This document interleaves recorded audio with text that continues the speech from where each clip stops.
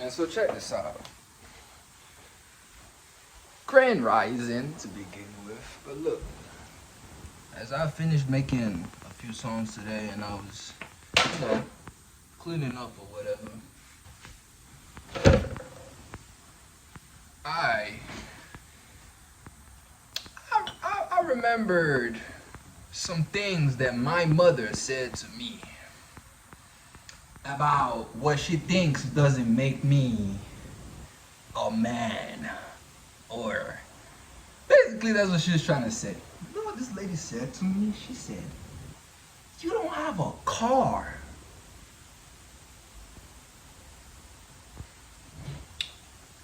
So basically she's trying to tell me, in order to be a man in this life, or if you have a car, period, that makes you a man.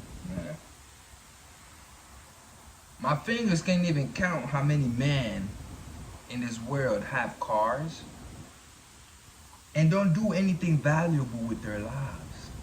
You know, it's not what you have that defines you, right? It's who you are that things can't afford. If everything was taken away from you, who would you be without those things? Your car, your house, your phone.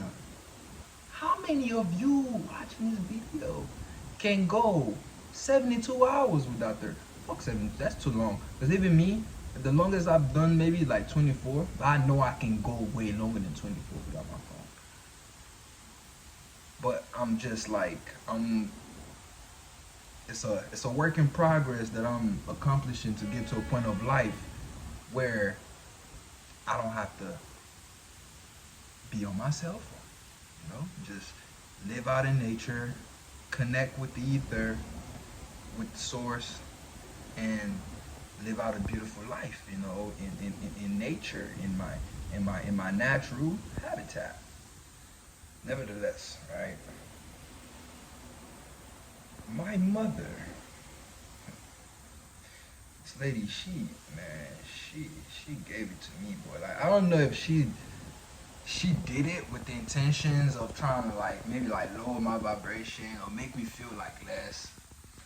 But when she was saying the things you were saying, I'm like, man, look, I'll tell you a story, bro. Like, I already started a story on it. If you watch my previous videos, I started talking about my recap on moving out to Hawaii and when I left my family, my dad, most importantly, right? So I was living with my dad before I went to Hawaii, and what led me to being around my father again was seeking to reconcile with him, because for a long time we didn't get along simply because I smoked marijuana. He never accepted that, right? But I worked hard throughout the times that he said that I would not flourish, right? Like, he told me, like, bro, you would never do nothing, this, that. So I decided, I'm like, okay, bro, no matter what you say, I'm gonna fight for myself and I'm gonna do something with my life. And I did.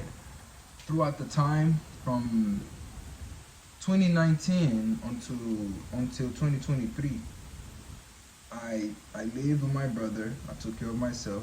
I paid my own bills, took care of my responsibilities, so on and so forth, fed myself.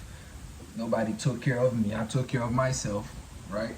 4 years later, I decided, you know what? I can't have this relationship with my father go on like this. It don't matter to me if you don't like me because of what I do.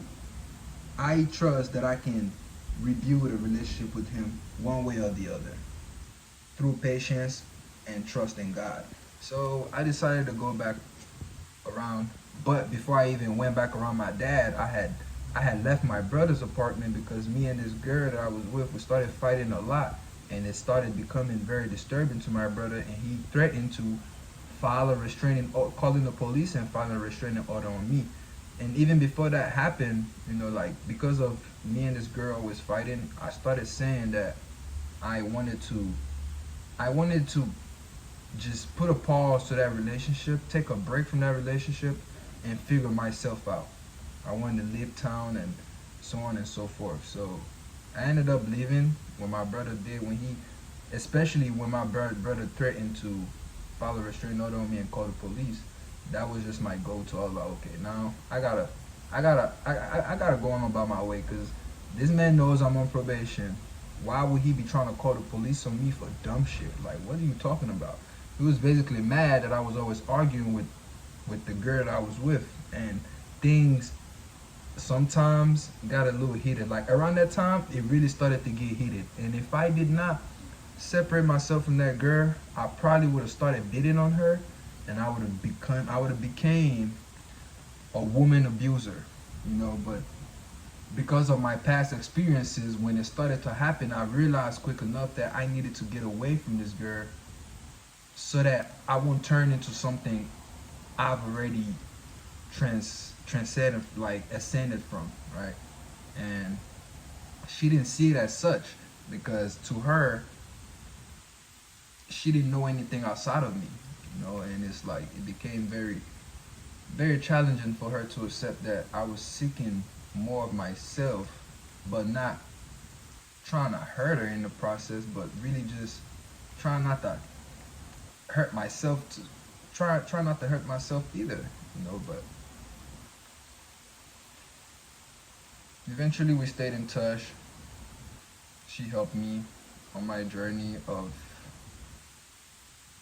getting away from her shit. And I was in Orlando, Florida for about maybe 2-3 weeks, and then I had a little job, whatever, selling solar. Led me to Texas with a friend. Didn't do that for too long, maybe 2 weeks, and then things led me back to the city, to Atlanta, Georgia. All right. And when I came back, I reached out to one of my aunts, and she helped me talk to my father. It took a lot for them to even convince my father, right, to let me back into his home. But eventually, he did. Man, eventually he let me back into his home. And so, even before I even went back into living with my dad, this man helped me buy a car. Right? He helped me finance a car.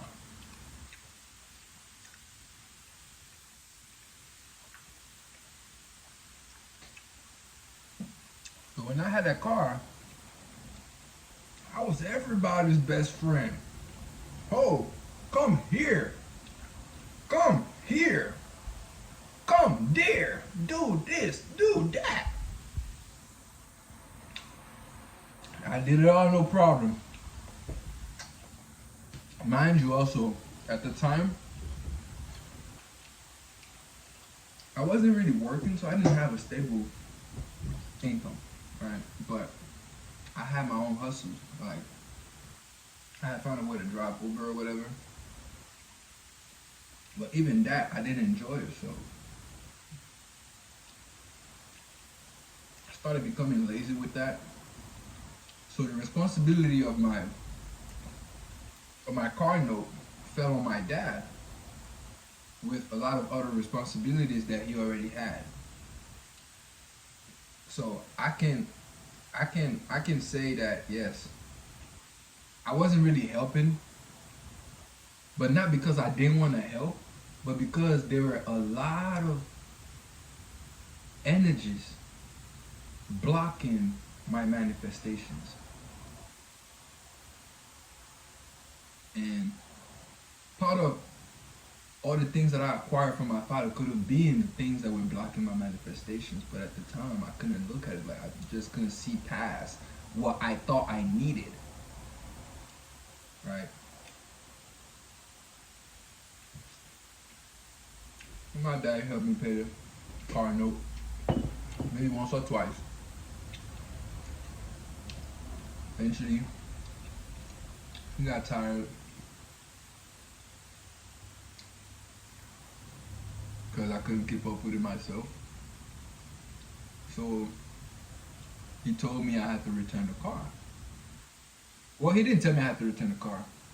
He was mad one day about something, and he he said something about return. He didn't say exactly you got to return the car. Basically, I could have kept that car if I wanted to, but I was at a point of detaching my. I was like, bro, listen, if this car is one of the reasons why you think you have control over me, bruh, you can have it.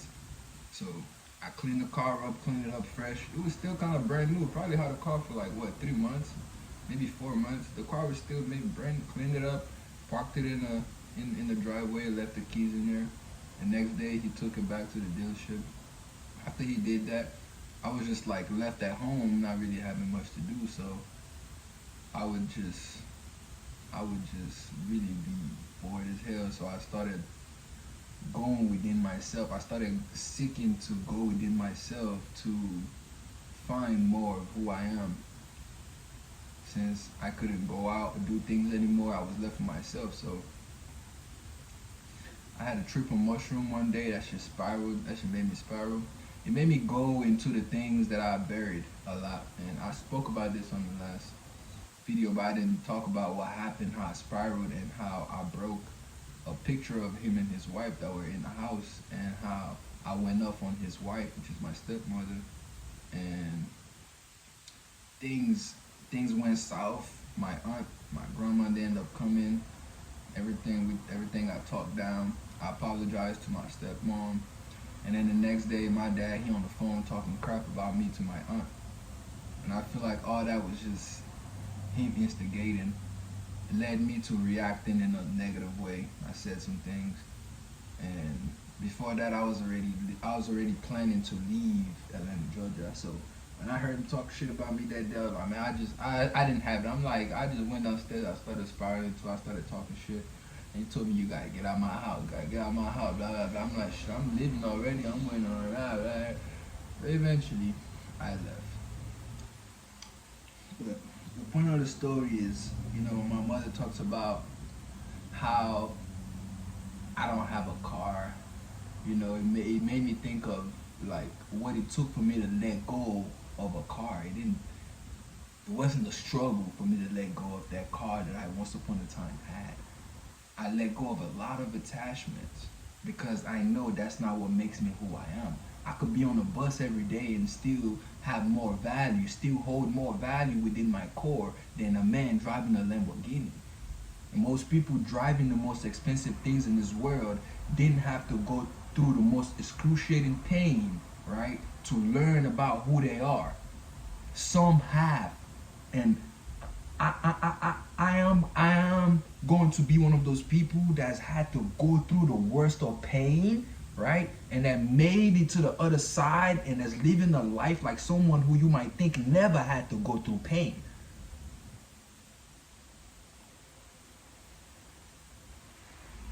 But for what I know, a lot of the people who gain all this excess materialism and money in this world, they just sold themselves for it.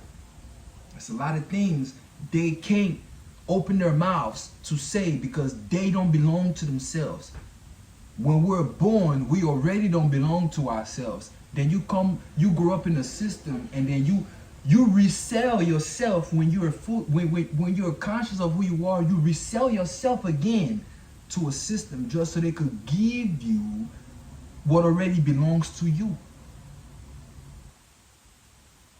What would any of this mean to the system if we weren't here to partake in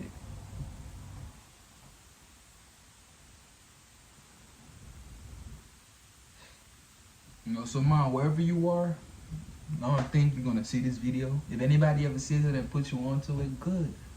Man, I gotta say, don't ever judge a book by what's not inside.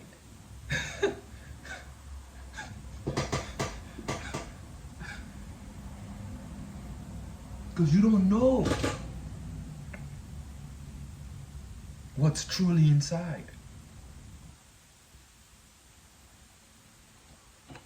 Just because you see there's water through this glass doesn't mean you know what's in the water.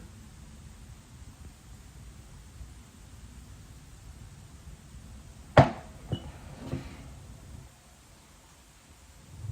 think that my try to tell me I ain't shit because I ain't got no car. I was like, damn. And then she was basically bragging about a cousin of mine. Trying to make me feel like less. Whole time I helped this nigga get that car. You know what I'm saying? I was the charm that allowed him to have that car. His own brother wouldn't even take him to go and buy a car. I came out of my way and drove this man a whole hour away. Bruh, listen. Mm-hmm. It's okay. I'm the one that ain't got no car. It's cool. At least I'm happy with myself, right? Hey. At least I don't wake up thinking about how to sabotage anybody. At least I don't have ill intents on my heart. Look, I'm eating watermelons with my hands. You think I got any worries? You think I'm worried about you and what you don't do or what you do? I don't care.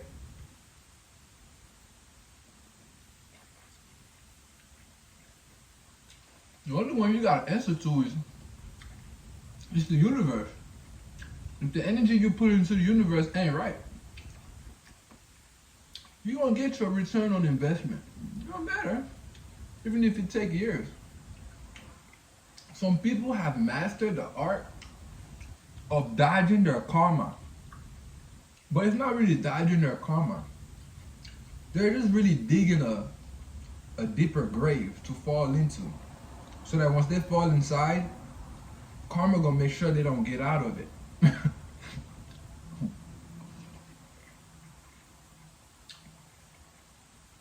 We are fools to the universe.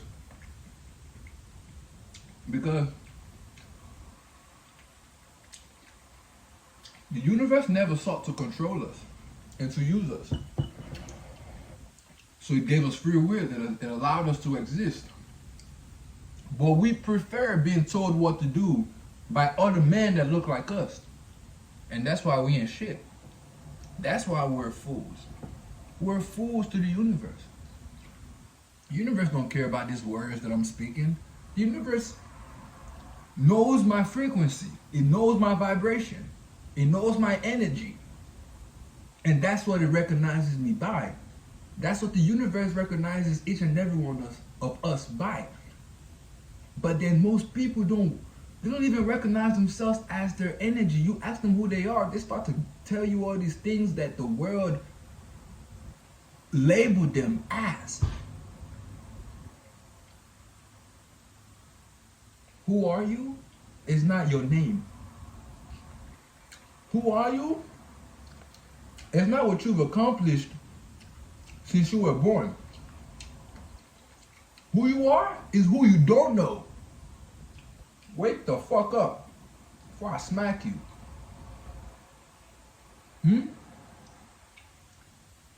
Who you are is who you don't know.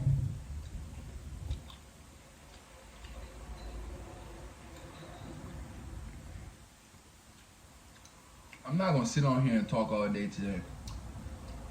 I've said enough.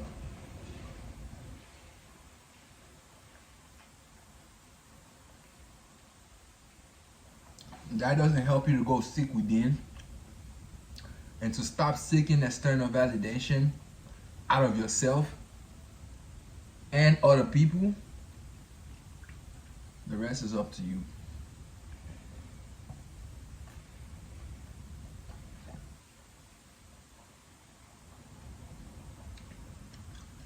It's a scary word for people who don't want to look at themselves from the inside out.